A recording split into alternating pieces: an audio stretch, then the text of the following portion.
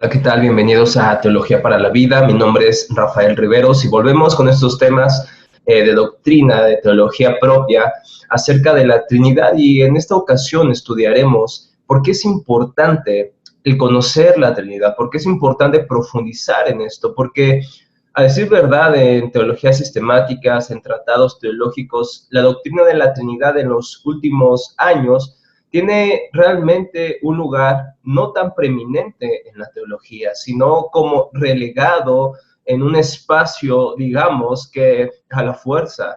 Y esto no debería ser así, ya que la Trinidad, como pretendemos estudiarla en esta serie de estudios acerca de esta doctrina, no es una doctrina secundaria, una doctrina incluso negociable, más bien es una doctrina central, es una doctrina no negociable para el cristianismo. Y vamos a tratar de demostrar en esta serie de estudios que si esta doctrina no existiera, entonces el cristianismo carecería de sentido y sería una completa fantasía. Así que quédate, esto es Teología para la Vida, así prepárate para este estudio que abordaremos a lo largo de varios videos, así que comenzamos.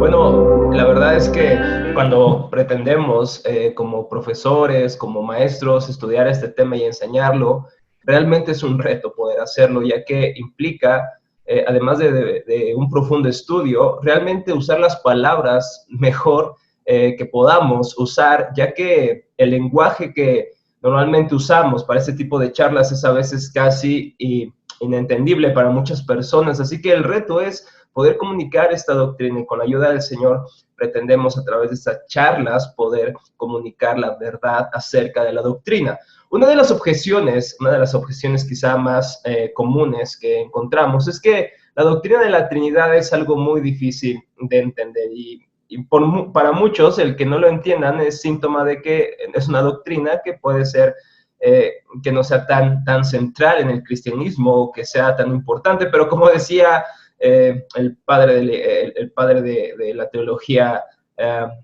medieval, que es Tomás de Aquino, decía: el idiota considera falso todo lo que es incapaz de comprender.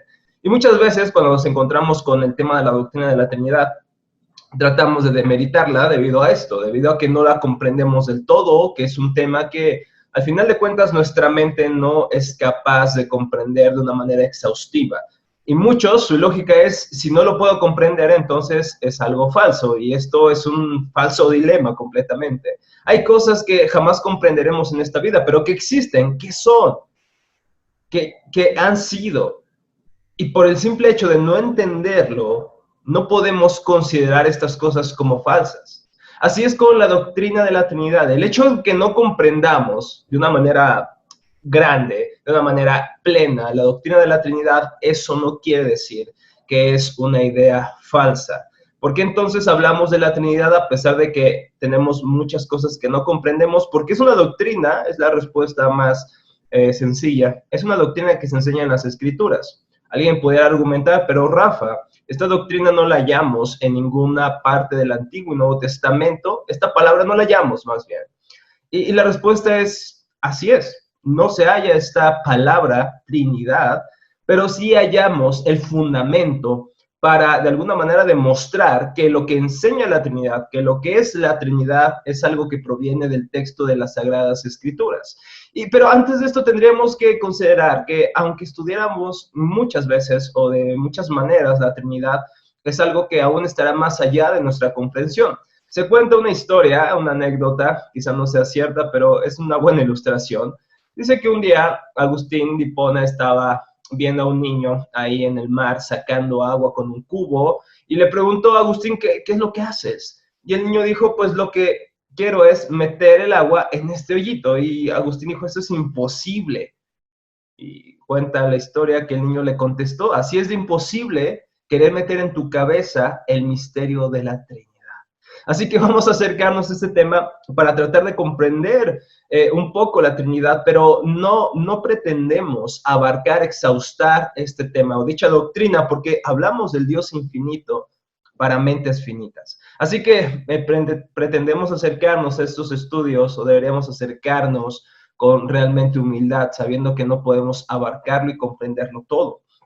La pregunta que vamos a contestar el día de hoy es: ¿por qué entonces es importante estudiar la doctrina de la Trinidad? ¿Tendrá alguna importancia en nuestras vidas o simplemente es una idea académica, una idea filosófica, simplemente que existe para discutir entre los círculos intelectuales? ¿O qué tiene que ver esto con nosotros? Fíjense lo que dice Herman Bavinck, que fue un teólogo holandés muy importante y que recomiendo profundamente su teología o su dogmática reformada debido a la importancia y realmente la utilidad que hallarán en su dogmática, así como su libro, Una teología concisa, por así decirlo. Nuestro Dios maravilloso es un excelente libro para acercarnos un poco a la teología de Herman Bavinck, a quien recomiendo siempre.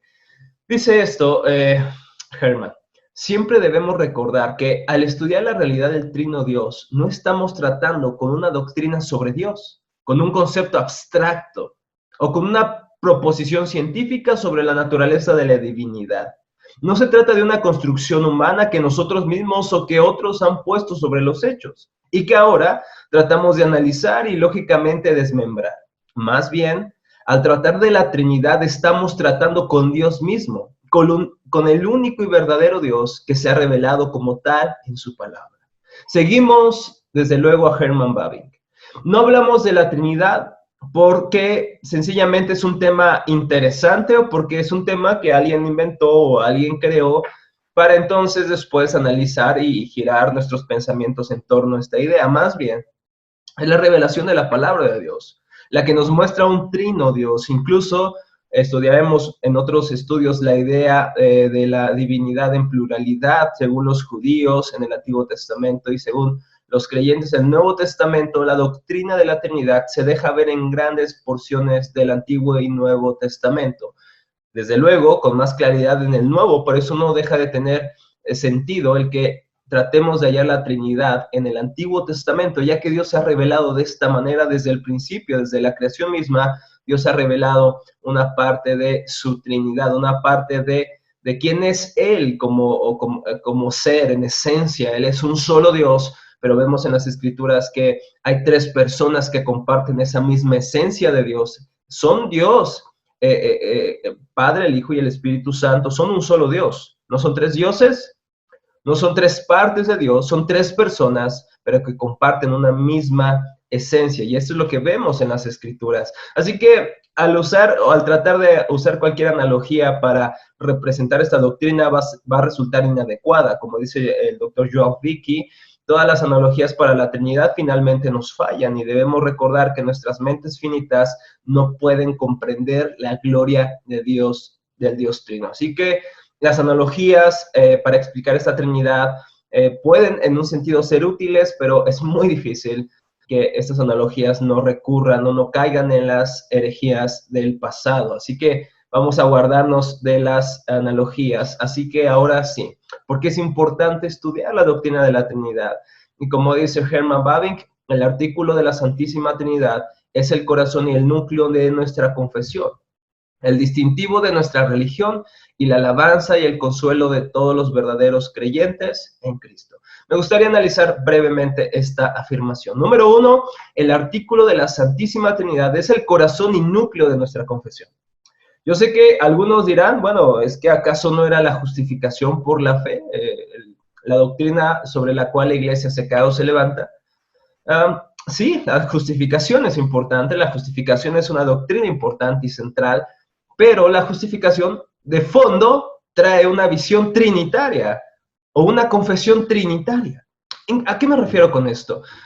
Cuando hablamos de Dios Padre, hablamos de que Él es Dios y creo que a lo largo de la historia no hemos tenido de alguna manera problema en afirmar esto, pero el problema es afirmar que el Hijo y el Espíritu Santo son Dios también.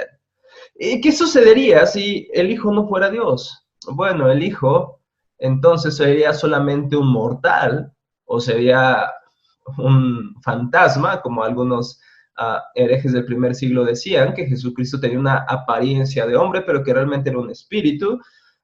O sea, era sencillamente un hombre. Vamos a analizar esto.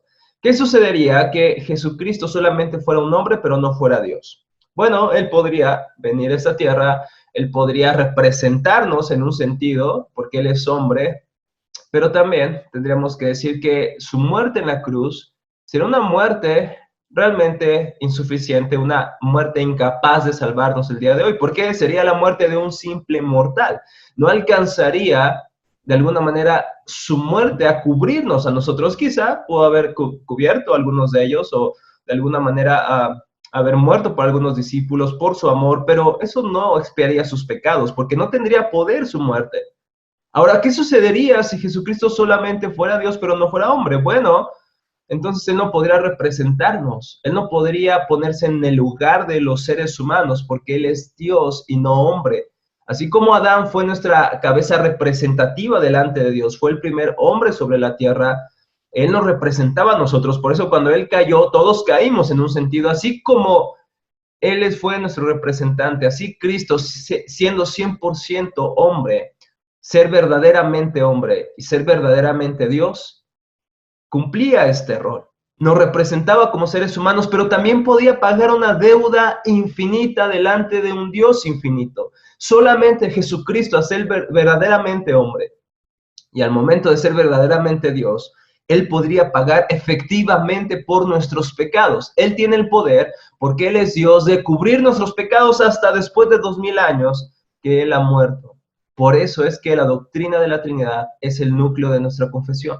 Porque el Padre, la primera persona de la Trinidad, como se le ha llamado clásicamente, es el que envía al Hijo. El Hijo viene y ejecuta la voluntad perfecta del Padre, del Espíritu Santo. Y el Espíritu Santo es el que aplica esa verdad, esa muerte, esa resurrección, efectivamente la aplica a nuestros corazones.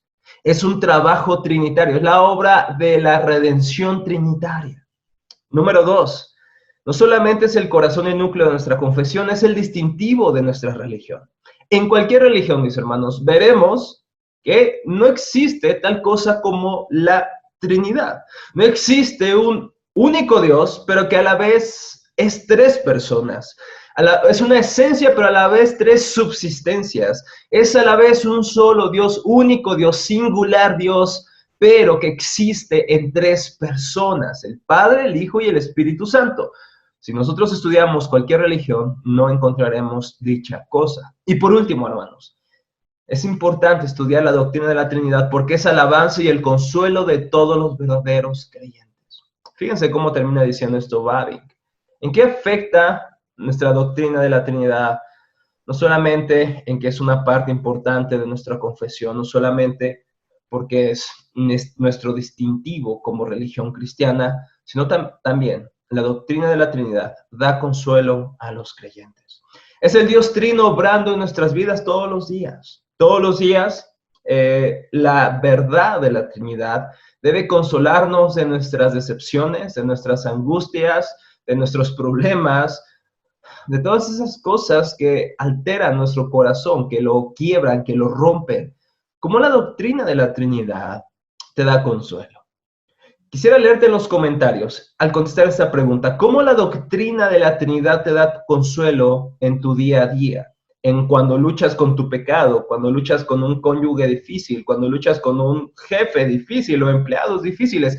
¿Cómo la doctrina de la Trinidad cambia la forma en que respondes ante los problemas de esta vida, ante tu propio corazón, ante tu propio pecado y el pecado de los demás? Quisiera leerte en los comentarios, sería un gusto ver cómo la doctrina de la Trinidad es fundamental para nuestras vidas. Mis hermanos, esto ha sido Teología para la Vida. Nos vemos en una próxima ocasión.